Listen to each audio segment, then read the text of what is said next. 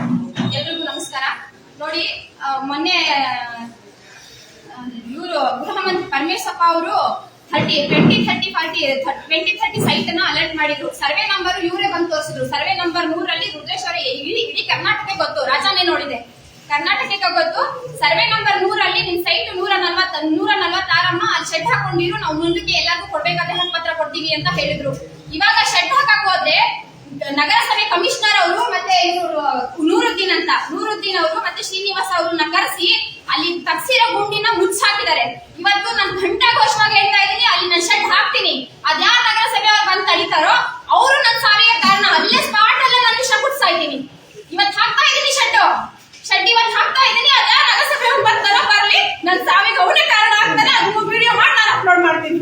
ಸುಮ್ನೆ ಹೋರಾಡಿಲ್ಲ ನಾನು ಅಷ್ಟು ಜಾಗಕ್ಕೆ. ಜನದ ಮುಂದೆ ಕೊಡೋದು ಒಂದು, ಕಿತ್ಕೊಳ್ಳೋದು ಒಂದು, ಈ ತರ ಮಾಡ್ತಾ ಇದಾರೆ. ಈಗ ಜಯಚಂದ್ರ ಅವ್ರು ಏನ್ ಮಾಡ್ತಾ ಇದಾರೆ, ಹೆಣ್ಮಕ್ಳಿಗೆ ಈ ತರ ಸಮಸ್ಯೆ ಆದಾಗ ಇಡೀ ಕರ್ನಾಟಕನೇ ಹೇಳುತ್ತೆ ಕಾಂಗ್ರೆಸ್ ಸರ್ಕಾರ ಹೆಣ್ಮಕ್ಳ ಪರ ಇದೆ ಅಂತ ಹೇಳ್ಬಿಟ್ಟು. ಯಾವ ಕಾಂಗ್ರೆಸ್ ಸರ್ಕಾರ ಹೆಣ್ಮಕ್ಳ ಪರ ಇದೆ? ಯಾವ ಭಾಗ್ಯಗಳನ್ನ ನಾವು ಕೊಡಿ ಅಂತ ಹೇಳಿದ್ವಿ ಅವರಿಗೆ. ಇವತ್ತಿಷ್ಟೇ ಹಿಂಸೆ ಕೊಡ್ತಾ ಇದಾರೆ ಹೆಣ್ಮಕ್ಳನ್ನ. ನನ್ ಸಾವು